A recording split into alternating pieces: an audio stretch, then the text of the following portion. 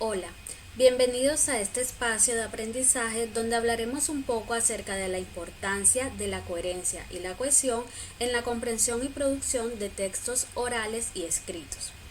La coherencia y la cohesión son dos propiedades del texto que, si bien es cierto, tienen nexos muy similares, también tienen algunas diferencias que son importantes aprender a reconocerlas. Cuando hablamos de coherencia, hablamos de esa condición que permite descubrir las ideas principales y secundarias de los textos. Todo texto bien construido debe tener una conexión semántica que me permite a mí como lectora identificar el propósito del autor.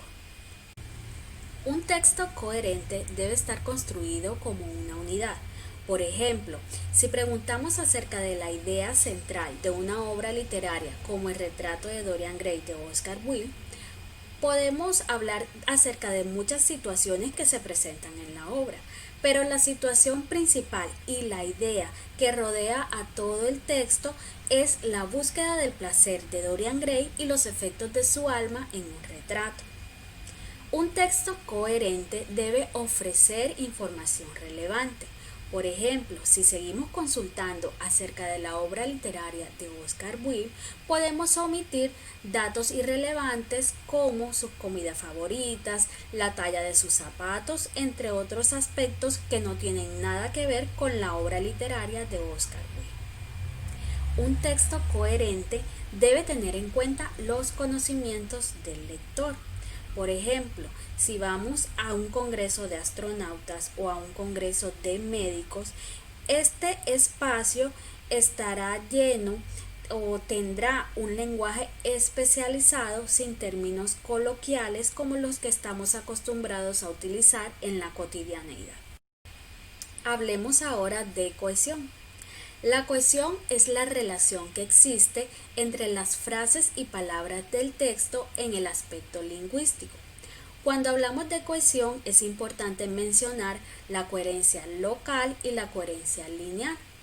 Cuando nos referimos a la coherencia local, hablamos acerca de la armonía, la concordancia que debe haber entre unas palabras y otras, teniendo en cuenta el género, el número, las terminaciones verbales.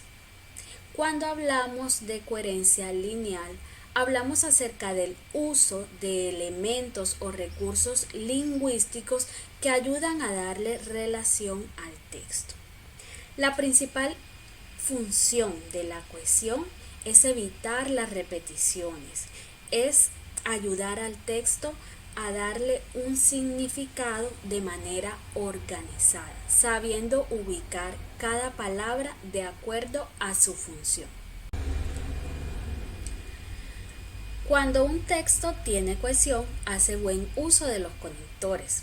Los conectores son recursos o elementos lingüísticos que nos permiten unir unas ideas con otras. De igual manera, se utilizan los pronombres, los relativos y los sinónimos para evitar repeticiones y evitar también confundir al lector. En resumen, la coherencia es la relación lógica de las ideas. Pertenece al plano de las ideas, del contenido, y está ubicada en el componente semántico, el cual estudia el significado de las palabras, oraciones y textos.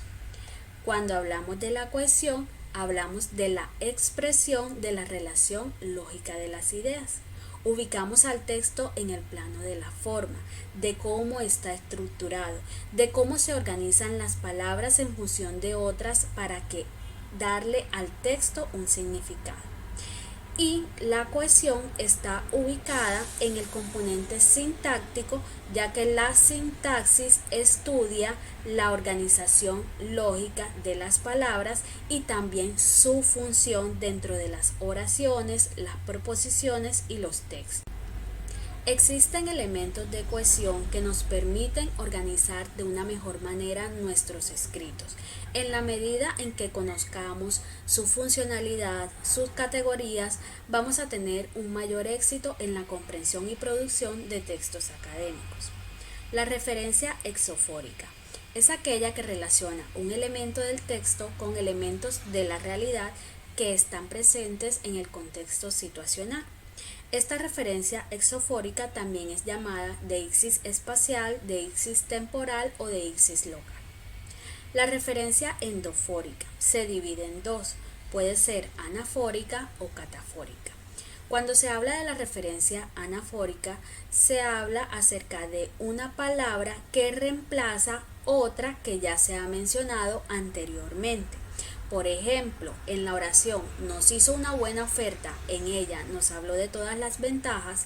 La palabra ella, que es un artículo, es una referencia anafórica de oferta y se utiliza con la finalidad de no repetir ese mismo término.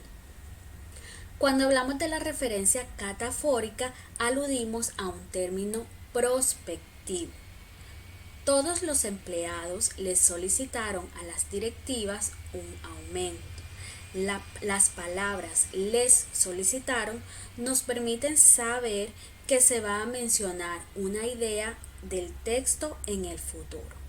De igual manera, los dos puntos sirven también para hacer referencias catafóricas y referirse a eventos posteriores. La sustitución sinonímica es aquella que reemplaza un elemento léxico por otro idéntico o casi idéntico a su significado. Existen sinónimos absolutos y sinónimos parciales. La palabra bella, por ejemplo, puede reemplazar al término hermosa. La palabra clara puede reemplazar a la palabra nítida. La sustitución por medio de proformas es aquella que reemplaza una oración por un elemento lingüístico que sirve de sustituto a ese elemento léxico. Por ejemplo, los verbos hacer y realizar reemplazan a todos los verbos. La elipsis. La elipsis es aquella que suprime la información que se presume que el receptor conoce y puede identificar. Por ejemplo, en la oración el cielo ayer estaba gris, hoy está soleado, se presume que en la segunda parte se habla de cielo. Conectores o relaciones conjuntivas son aquellos que establecen relaciones lógicas entre las oraciones y párrafos de un texto. Por ejemplo, son conectores los adverbios, las conjunciones, las preposiciones, entre otras categorías gramaticales. Por último, están los signos de puntuación. Son aquellos que establecen pausas y le dan sentido al texto. Por ejemplo, no es lo mismo decir él estaba distraído desde que la vio, no podía creer todo lo que había suscitado ese encuentro, a decir él estaba distraído desde que la vio. No podía creer todo lo que había suscitado ese encuentro. En este párrafo, por ejemplo, nos encontramos que en los espacios vacíos se necesitan conectores. Así como los conectores, todos los elementos de cohesión requieren de una apropiación, requieren de que nosotros sepamos su funcionalidad y sus categorías, porque si no sabemos cuál es la función de esas palabras, no podremos llegarlas a comprender dentro de otras palabras que están en el texto. Por ejemplo, en este caso, si nosotros no sabemos la función de cada conector y la categoría de cada conector dentro del texto, muy difícilmente vamos a saber ubicarlos. También es importante que nos apropiemos del uso y funcionalidad de los signos de puntuación, así como de todos los elementos de cohesión. Por ejemplo, si nosotros no sabemos que las comillas se utilizan para incluir la voz de otro autor en el texto o para dejar en entredicho algo, muy difícilmente vamos a saber ubicarlas en el texto que están viendo en la pantalla. No es lo mismo ver un texto que no tenga signos de puntuación a ver un texto que tenga signos, porque esos signos nos hablan del significado, nos hablan de las pausas, nos hablan de lo que el autor quiere decir. Para finalizar, es importante que como lectores y escritores de textos académicos reconozcamos la necesidad de apropiarnos del uso eficaz y eficiente de los elementos de coherencia y cohesión. Estos nos permiten darle significado a los textos que escribimos y también nos permite y nos ayuda a comprender de una mejor manera los escritos de otros autores. Muchas gracias por su atención.